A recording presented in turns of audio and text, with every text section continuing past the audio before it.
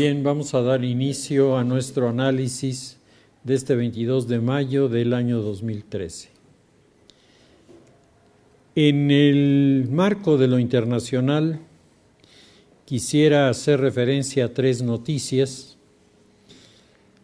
que creo que tienen una especial importancia. En primer lugar, hacer referencia a la decisión del jurado en Guatemala de suspender la sentencia en contra del expresidente que había sido acusado y contra el que se habían acumulado toda una cantidad de pruebas de el delito de genocidio. El presidente Ríos Montt había creado en el periodo presidencial que le tocó una confrontación particularmente con las etnias guatemaltecas. Y creo que el tema es muy complejo porque según las personas que conocen muy al detalle la situación de Centroamérica, la realidad de Guatemala es la más lacerante de todo el istmo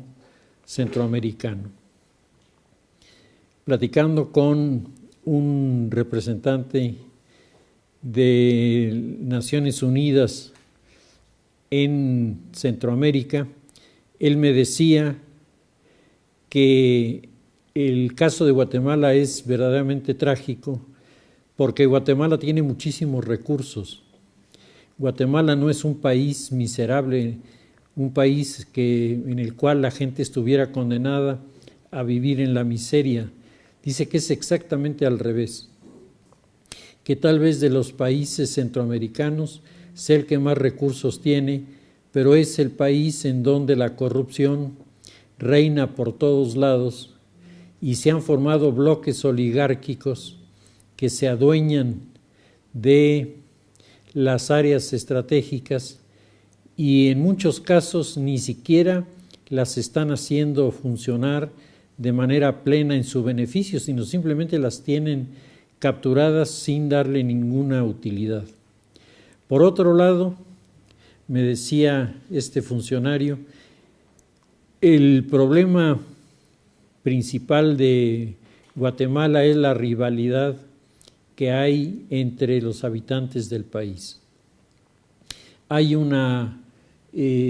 actitud de rechazo de la comunidad indígena de los criollos, hay una actitud de los criollos de rechazar a los indígenas, y dice, y lo más impactante es que en Guatemala existen 5 etnias que son las etnias dominantes. Las 5 etnias tienen una misma raíz, son mayas,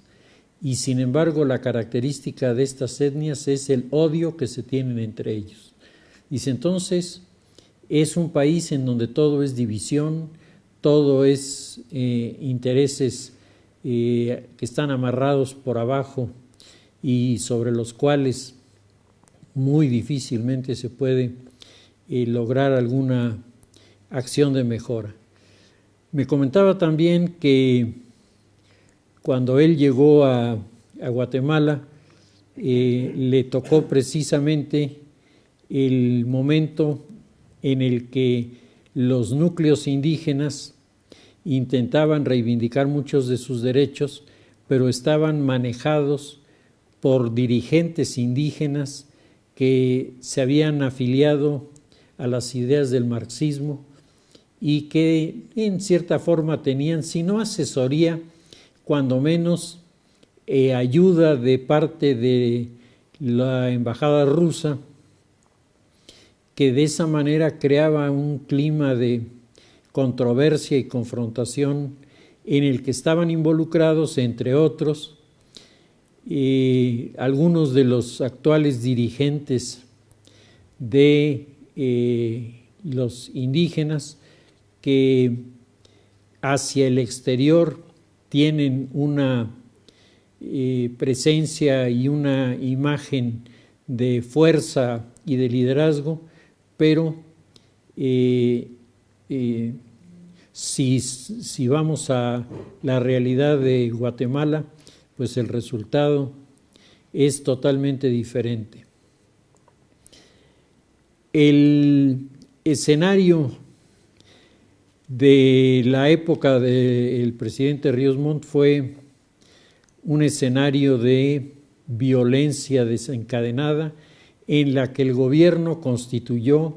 unas unidades militares de élite llamadas los caiviles. Y los caiviles llevaron a cabo toda una serie de acciones en contra de los grupos indígenas que dejaron un pésimo resultado. La mayor parte de las acusaciones contra el expresidente eran a partir de las denuncias contra los grupos de los caiviles, en los que el delito principal era la violación, en segundo lugar el saqueo y en tercer lugar la cantidad de crímenes que se habían cometido contra personas para arrebatarles su patrimonio de muy diverso tipo. Rigoberta Menchú, que es uno de estos personajes que hacia afuera tiene una imagen muy fuerte, intentó alcanzar la presidencia de Guatemala y los resultados fueron verdaderamente desastrosos. Todo el mundo esperaba, yo sinceramente esperaba una elección muy competida y los grupos indígenas le dieron la espalda porque los grupos indígenas sienten que el grupo de Rigoberta Menchú, muy identificado con el grupo procubano y prorruso, se ha alejado de los usos y costumbres de sus etnias y por eso prácticamente la desconoce. Por lo tanto, el escenario de Guatemala, me decía este funcionario de las Naciones Unidas, me decía, usted no lo puede creer, pero tienen todo a la mano para poder salir y ninguno de ellos hace nada por lograr que los demás lo acompañen para que entre todos crezcan. Y el problema de Guatemala es que si no se hace así, Guatemala seguirá sumida en esa terrible situación que la ha venido golpeando ya desde hace mucho tiempo. El otro tema que me pareció incluso un poco sorprendente es este escándalo que se ha desencadenado en Venezuela a raíz de la difusión de una grabación en la que el actual jefe de gobierno, Nicolás Maduro, acusa a Diosdado de ser el hombre más corrupto del chavismo en Venezuela y luego hace unas declaraciones a los medios de comunicación diciendo que hay desafortunadamente entre los chavistas muchos que han caído incluso en la actitud de traición. Esto ha levantado toda una ola de comentarios porque ustedes pueden imaginarse, introducido esto en los medios electrónicos, manejado por las redes sociales, en menos de lo que les cuento ya lo sabía la mitad del país, la situación interna se puso muy difícil. Nicolás Maduro hace una presentación ante los medios y es muy peculiar su actitud, no niega lo que le están diciendo, sino que les pide a los medios que no hagan chisme, que no le den vuelo a estas situaciones y que respeten la memoria de Hugo Chávez. Y no dice más. Lo que muchos entendieron como un mensaje a los medios de decir, pues lo que está dicho, y Diosdado Cabello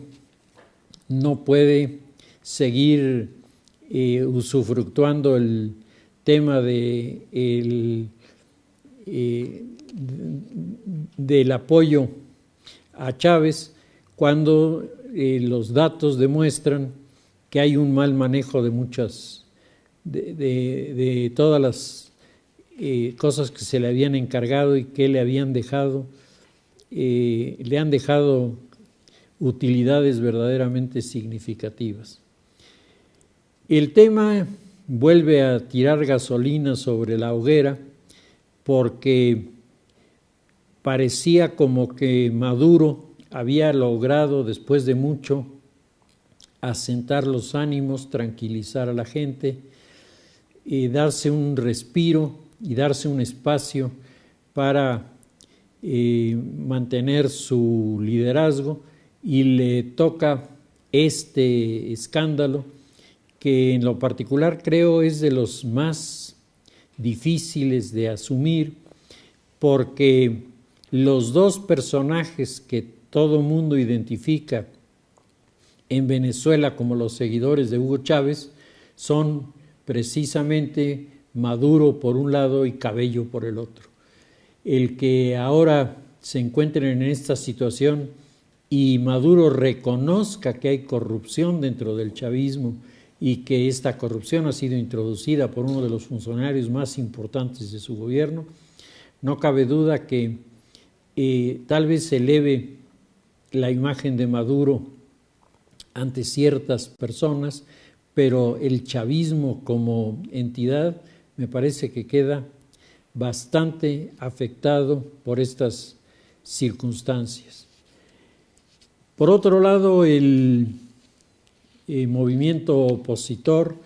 ha venido presentando toda una serie de pruebas ante el Tribunal Electoral, señalando que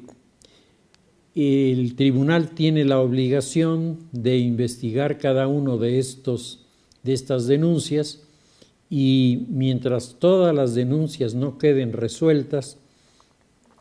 la situación de la legitimidad del gobierno de Maduro se supone está en principio objetada. El procedimiento que sigue ahora es un procedimiento largo. Es un procedimiento largo porque estrictamente el Tribunal Electoral se convierte en una especie de procuraduría que va a conseguir los datos, va a conseguir las pruebas, va a demostrar que lo que se presenta tiene o no fundamento, y si no tiene fundamento se descalifica la objeción. Si tiene fundamento,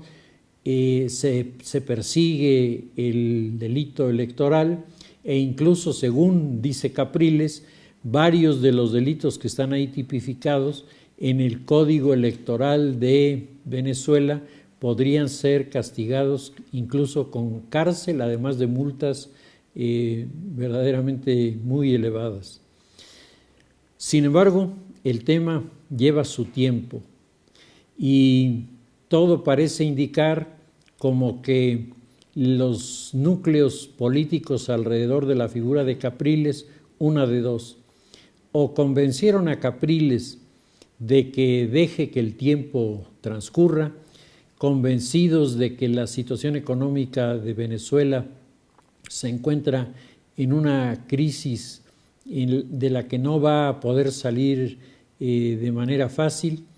y que si se producen conflictos por el tema económico, que le estallen en la mano a Maduro y no a Capriles, o bien que ya los núcleos que apoyaban a Maduro han entrado en una actitud un poco más convenenciera de decir si hasta este momento, con todo lo que se ha hecho, la figura de Maduro sigue, en lugar de seguirle pegando y seguirnos distanciando, ¿por qué no intentar algún acercamiento? Habrá que esperar un poco para ver cuál de las dos se presenta. Yo en lo particular percibo por las declaraciones de Capriles que parece haber ya un acuerdo entre los grupos de oposición de dejarle su tiempo, meterse en esta lucha de tipo legal electoral en la que sigue pendiente el reclamo, pero no se obstaculiza la maniobra en el orden político en este territorio. El otro tema se refiere a Cuba y en particular a lo que está sucediendo con la figura de Raúl Castro, quien ha anunciado que realmente está cansado y que está pensando en abandonar el puesto que ahora tiene en un lapso que él calcula en lo máximo de 3 años, pero él mismo considera que este lapso es un lapso tentativo. O sea, se ve que él se siente bastante cansado. Ha comenzado a ocurrir toda una serie de hechos en la isla de Cuba que los analistas del tema califican como una mini perestroika cubana, es decir, una serie de cambios en la economía que rompen totalmente con lo que había sido la línea que ha manejado Fidel Castro en los últimos años. Se han comenzado a abrir expectativas para poner negocios, se ha comenzado a hablar de aceptar inversiones que pueden venir del exterior con ciertas condiciones y se habla de la creación de un primer escalón en la economía que comenzara a manejar algunos de los principios del libre mercado, lo que hasta hace algunos meses era considerado una imposibilidad en la isla. Se han comenzado a abrir toda una serie de alternativas para los medios electrónicos de comunicación, cosa que también estaba prohibido. Yo creo que todos están enterados de que una de las blogueras más famosas de la isla, Joanny, salió, hizo una gira por América y en esta gira ella hizo ataques muy serios en contra de la figura de Raúl, le acusó de hipócrita, le acusó de provocar acciones que luego él se encarga de volver desaparecidas, las destruye, y sin embargo ella pudo entrar y salir sin mayores problemas. Algunas de mis fuentes sobre el tema de Cuba, que acaban de regresar, me decían que el escenario es un escenario muy peculiar. Es un escenario en el que todavía se conservan ciertas actitudes de autoritarismo y de vigilancia sobre actividades de las personas, pero por otro lado es real que se están abriendo toda una serie de, por ejemplo, pequeños restaurantes, se están abriendo pequeñas tiendas, se están abriendo cosas que antes era imposible porque el Estado controlaba toda esa actividad de tipo económico. Hoy esto se está abriendo. Raúl está buscando un acercamiento con el cardenal Ortega y Alaminos de la Iglesia Católica y le ha sugerido al cardenal la formación de grupos juveniles que pudieran comenzar a tener un liderazgo dentro de la sociedad cubana. Raúl ha manifestado una gran inquietud por la postura de los grupos cubanos en el exilio en Miami, que tienen un discurso sumamente agresivo y radical. Y entonces Raúl dice que lo peor que le puede pasar a la isla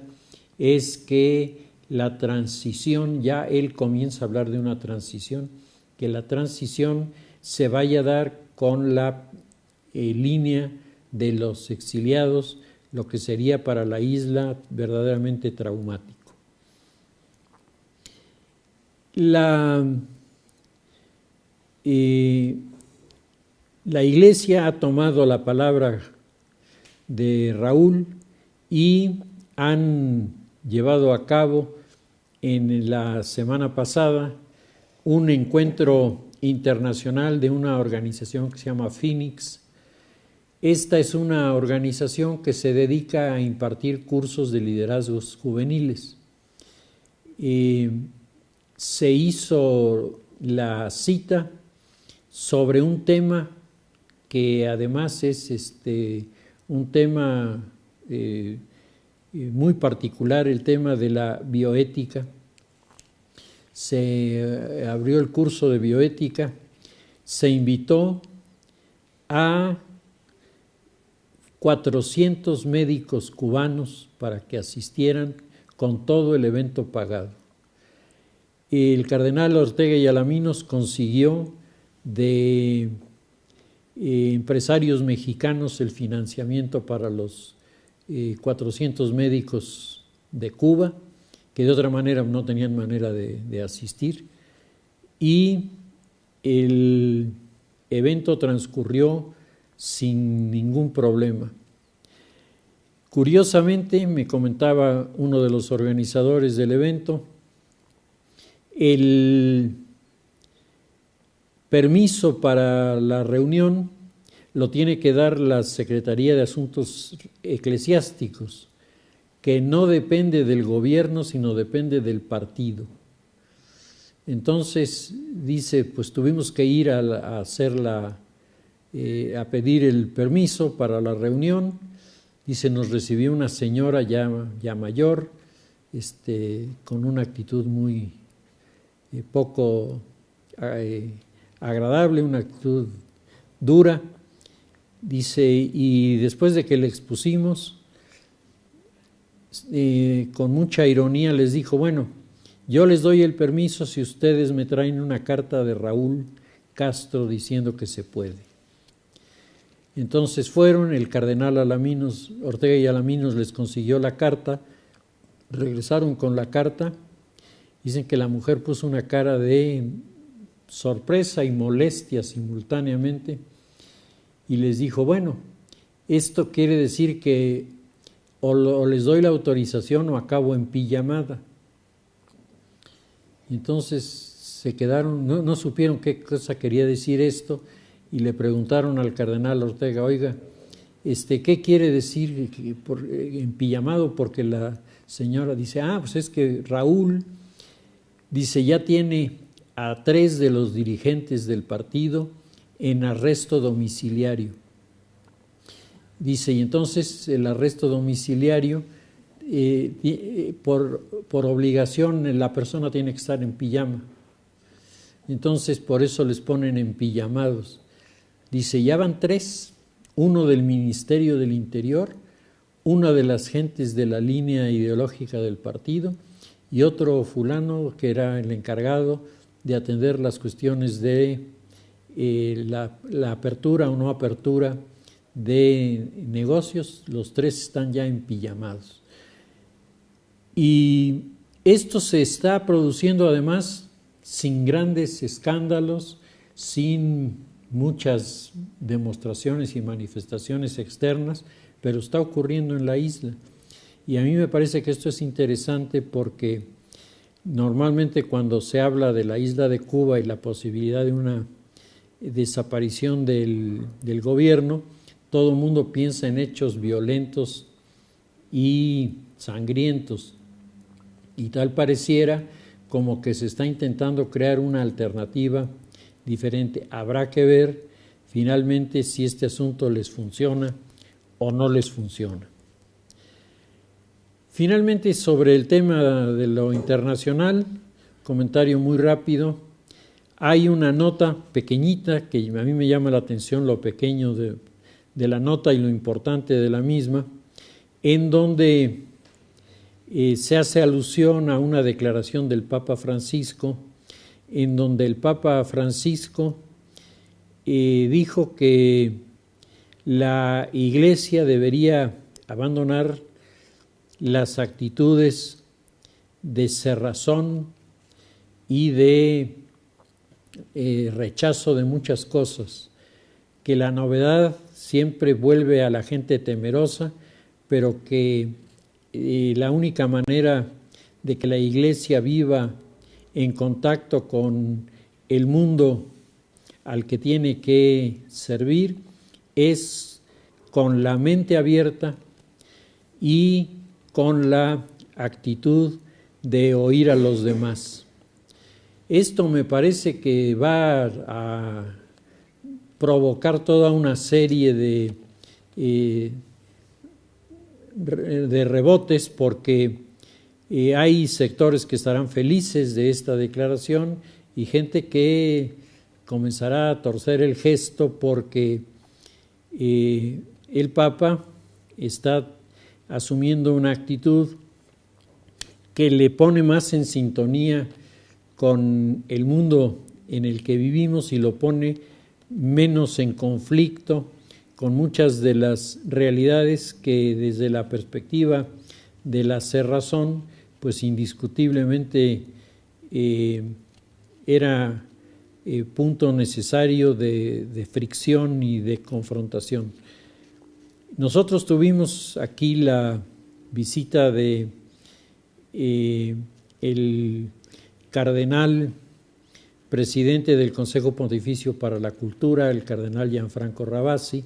a quien la universidad le dio el doctorado honoris causa, y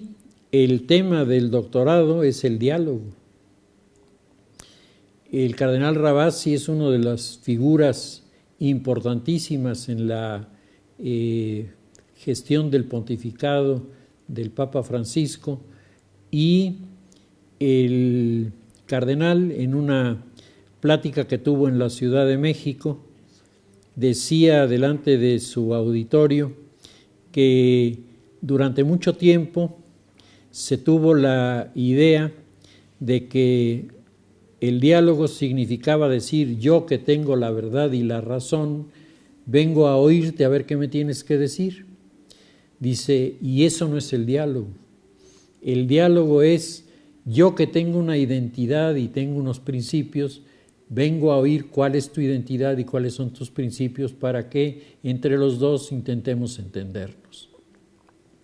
Esto es sin duda un desafío,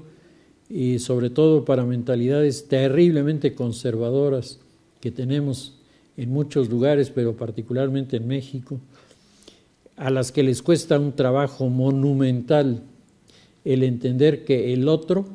tiene también derecho, el otro tiene también libertad, el otro tiene también sus espacios, y si no somos capaces de entre todos compartir esos espacios, lo único que logramos es lo que hemos logrado en este país: vivir permanentemente en enfrentamiento unos contra otros. Y eso me lleva al tema de la política nacional, en donde el comentario más difundido en este momento está referido precisamente a esta nueva etapa del pacto al que se ha abocado el gobierno de Peña Nieto, en una audaz presentación que sin duda nos está dejando entrever, primero, que hay una voluntad seria de lograr una transformación del país y, en segundo lugar, que se están creando las condiciones para lograr entendimientos que vayan más allá de las cosas superficiales. Se está hablando de 5 objetivos que se persiguen en principio y aunque aparentemente esto es repetir una y otra vez lo que ya en algún momento se ha venido diciendo, creo que la manera en la que se estructura esta presentación del pacto tiene muchos elementos que la hacen diferente de los discursos del pasado. Yo percibo el siguiente cambio. Mientras antes se llegaban a acuerdos sobre declaraciones, y las declaraciones, una vez que se hacían, todo el mundo se olvidaba. Ahora lo que a mí me está llamando mucho la atención es el soporte de la propuesta de los 5 puntos. Es un libro, es decir, es un trabajo bien hecho, bien pensado, un trabajo en el que ha habido comisiones que se reúnen con los integrantes de otros partidos, que se sientan con ellos, que son capaces de oír lo que del otro lado les proponen, y esto está llevando a una situación del pacto que resulta distinta de otras instancias semejantes, en donde el que convocaba, el partido que convocaba, tenía ya todo resuelto y su problema era cómo vendérselo a los partidos de oposición que siempre le ponían peros. Ahora el escenario tiene la variante de que se convoca al pacto y se tiene de inmediato la respuesta de los sectores que participaron en la elaboración y en las mesas de ensamble de estas propuestas. Y esto tiene toda una serie de reflejos hacia el exterior y en particular al interior de los partidos. Al interior de los partidos de repente ha cundido el susto, de repente comenzaron a decir, pues esto va en serio, y como siempre, las diferencias en los partidos sobre este tema en particular han comenzado a aflorar. Mientras un sector de los partidos de oposición, del PAN y del PRD, de manera específica, dicen este es el momento de dar el jalón hacia adelante, este es el momento de construir las alternativas del futuro. Al mismo interior del PRD y del Partido de Acción Nacional hay quien dice, no, ¿por qué? ¿Por qué va a ser el PRI el que haga las cosas mientras no nos dejó hacer a nosotros nada? ¿Sí? Y en el PRD diciendo, ¿por qué va a ser el PRI si la propuesta que nosotros tenemos es una propuesta que nunca se ha tomado plenamente en serio y que sin duda sería mucho mejor? El planteamiento que se hace es un planteamiento que no solamente tiene el sello de los grupos que están alrededor de la figura del presidente, sino tiene el sello de grupos políticos al interior del PRI que están de acuerdo, y curiosamente hay gente del PRI que no está de acuerdo. Gente del PRI que no está de acuerdo porque le parece raro que la oposición esté de acuerdo. Entonces eso quiere decir que eso está mal, en alguna cosa está mal planteado desde el momento en que el PAN y el PRD dicen que sí, quién sabe qué cosa están proponiendo, porque esto no puede ser bueno. Si revisamos los argumentos, yo he estado leyendo los editoriales y las columnas de diversos medios de comunicación y a mí me parece percibir en estas críticas sobre todo la desconfianza. Nos cuesta un enorme trabajo tener confianza. Siempre pensamos que cuando se nos propone algo, el que lo propone tiene una segunda intención detrás en la que nos quiere llevar al río y nosotros no podemos, por lo tanto, aceptar la oferta por buena que ésta sea.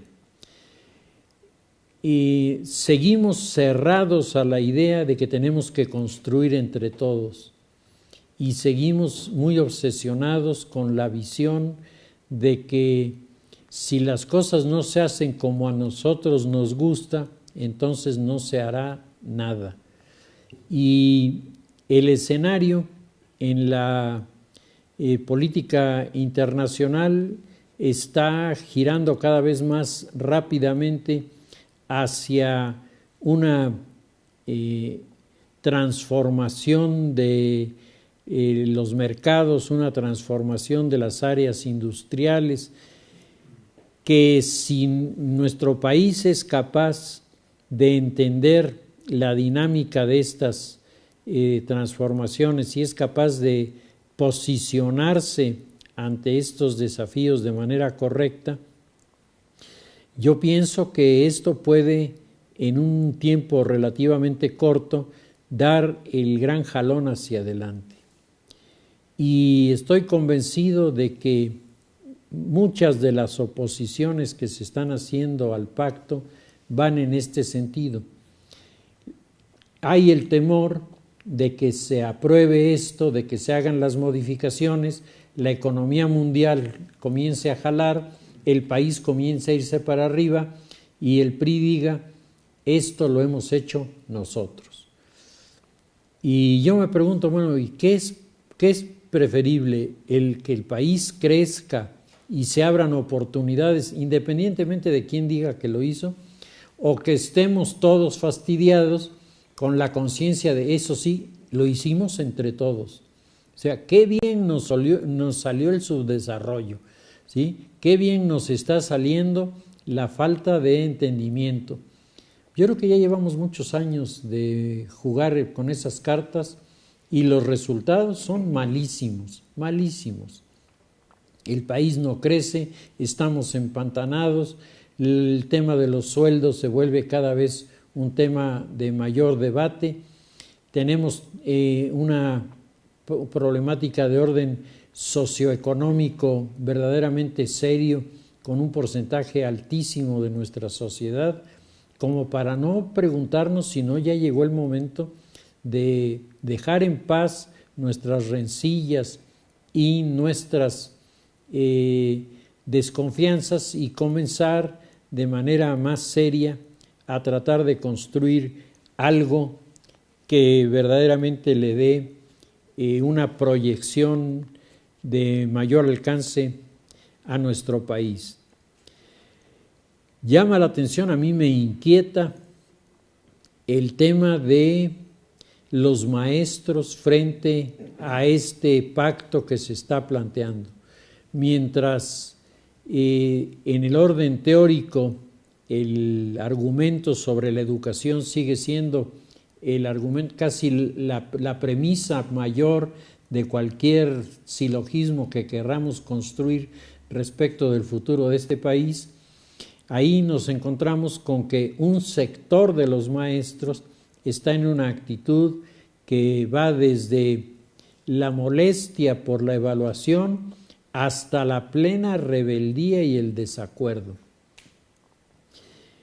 Y lo más inquietante es que estos grupos están en una actitud agresiva en la que estamos llegando a situaciones que son absolutamente inaceptables. Uno de los puntos que creo resulta representativo es La captura de un grupo de maestros de la coordinadora que secuestraban personas en Oaxaca. Habían secuestrado a los hijos del presidente del Consejo Coordinador Empresarial de Oaxaca. Se hizo una búsqueda rapidísima, se localizaron a los niños, se localizó la casa donde estaban. La casa donde estaban es una casa de maestros de la coordinadora. La encargada de cuidar al niño era la candidata del PRD a una alcaldía en el estado de Oaxaca. Y la reacción de la coordinadora es: exijo que pongan en libertad a mis afiliados y que nos pongan una mesa de negociación, porque no estamos dispuestos a tolerar que detengan a personas de nuestro grupo. A secuestradores. Uno dice, bueno, esto sí ya se pasó de cualquier límite, porque no estamos hablando de gente que en medio de una manifestación rompió un aparador, que eso ya es reprobable, pero que tendría a lo mejor su explicación en medio de un contexto social de protesta. Estamos hablando de un delito gravísimo, que es el delito de un secuestro, y secuestro a unos niños, que esto me parece todavía más grave. Y en lugar de que la coordinadora reconozca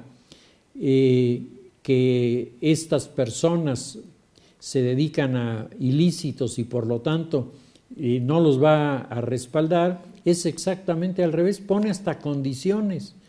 para que el gobierno se ponga a negociar. Y esta situación, unida a las manifestaciones violentas que los grupos de los SHs en la Ciudad de México han estado manejando,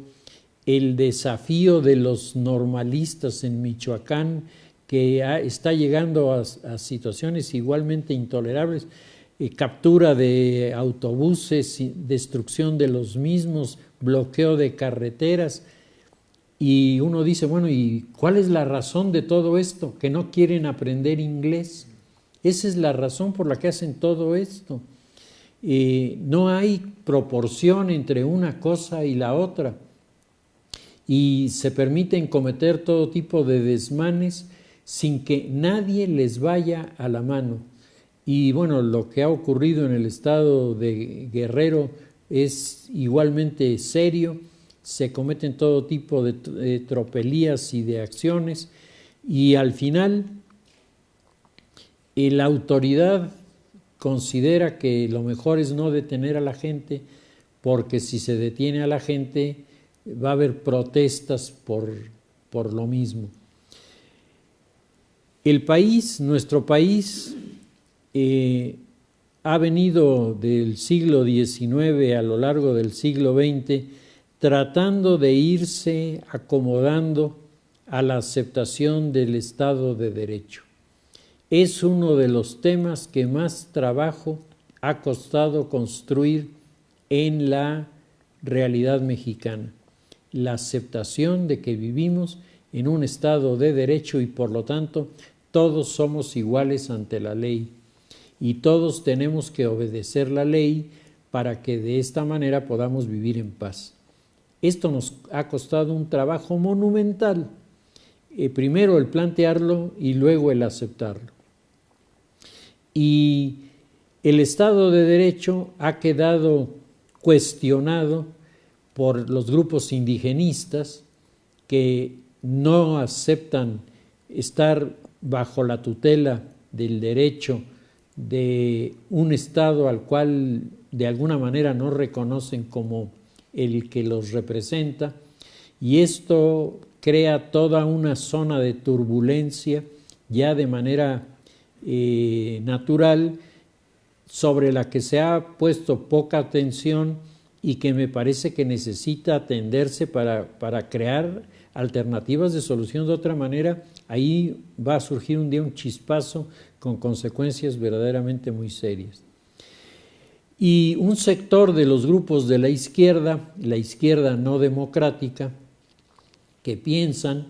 que el Estado de Derecho está bien para los pequeños burgueses, pero no está bien para los revolucionarios. Y entonces, en lugar de actuar de acuerdo a lo que la ley establece, lo que hacen es lo que se les pega la gana y luego se burlan de la aplicación de la ley y se encuentran con que la autoridad, en lugar de castigarlos, simplemente les da una impunidad absoluta que hace que los que tomaron la rectoría de la universidad con toda tranquilidad del mundo hayan podido entrar y salir y no pasa nada porque nadie se atreve a poner las cosas en orden. El tema del Estado de Derecho no es solamente un tema de teoría académica, es sobre todo un tema de experiencia social. Y mientras nuestra autoridad no esté dispuesta a presentarle a la comunidad la visión de lo que le ocurre a quien rompe el Estado de Derecho, pues entonces el Estado de Derecho no tiene para la sociedad ni un atractivo, ni por otro lado tiene límites para lo que se puede hacer en contra de la propia sociedad civil. Creo que estamos en un momento muy importante, momento crítico, lo podemos ver con el tema de los conflictos al interior de los partidos, el debate sobre el pacto, las campañas de información y desinformación que se manejan en los medios de comunicación. Estamos en un escenario típicamente posmoderno en el que los actores ya no tienen el script que tenían en el pasado y que ahora tienen que improvisar frente a unos acontecimientos que nos van rebasando con una velocidad verdaderamente impresionante. El tema de la confrontación al interior del PAN es el otro tema que tiene una gran, una gran difusión. El día de ayer me tocó oír una lúcida entrevista de Solórzano a Soledad Loaesa, que es, a mi modo de ver, una de las investigadoras que más sabe sobre el tema del Partido Acción Nacional. Y Soledad Loaesa decía en su intervención el día de ayer que no debemos irnos por las apariencias, que detrás de lo que parece un jaloneo entre dos personalidades, detrás de eso está una verdadera batalla por el tema de los principios, y que este tema no se va a resolver de un día para otro, que va a ser un tema que va a generar mucha turbulencia y que va a generar mucha confusión en muchas personas, pero que en lo que ella considera el mediano y el largo plazo va a volver a sacar a la luz el tema de los valores y principios del partido. Ella dice, el Partido Acción Nacional ha tenido 3 grandes crisis, esta es la tercera, dice, y en las 2 anteriores, detrás de lo que parecían problemas de índole muy diferente, se ocultó siempre el tema de los principios y de los valores de este partido. Dice, y a mí lo que me llama la atención es que el expresidente Felipe Calderón esté liderando uno de los grupos que está haciendo el mayor cuestionamiento al tema de los principios. Dice, se ha ubicado en la línea de un liberalismo que me llama la atención. Dice, y curiosamente el grupo de Gustavo Madero, dice, por lo menos yo así lo percibo, es el que está representando la defensa de los valores. Todo lo demás, dice, son las formas a través de las cuales se libra esta discusión. Dice, pero no pierdan de vista el fondo, porque mientras el fondo no se resuelva, seguiremos teniendo esta serie de discusiones y debates al interior del partido. Sobre este particular hay algunos artículos publicados en el Universal extraordinariamente interesantes, en donde desde otro ángulo hay una coincidencia con lo que dice Soledad Loaesa. Creo que este es un tema que ameritará un análisis de mucho más amplitud y mucho más fondo, que lo haremos la semana próxima. Dejamos entonces nuestro análisis aquí y nos vemos la semana próxima.